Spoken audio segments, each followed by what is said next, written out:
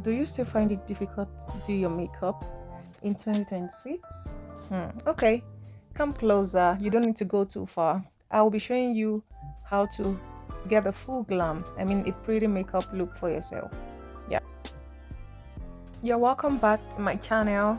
It's all about hair, makeup, beauty, everything you can think about beauty. Yeah. Let's go into the details of this makeup tutorial.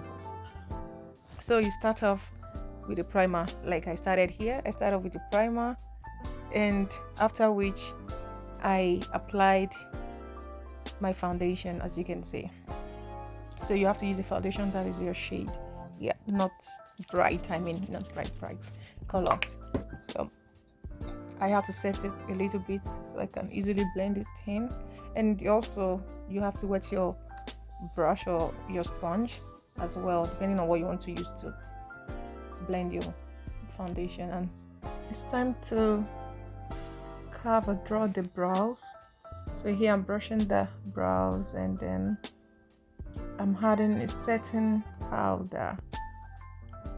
One thing I will tell you when drawing your brows is to be gentle with your pencil or whatever you're using to draw the brows. You have to be very light on it so that you don't get too dark shade. Of course, my brows are full, so it might look a bit dark, but trust me, I was very gentle while using the pencil, the brow pencil, and I had to also fill with the brown pencil.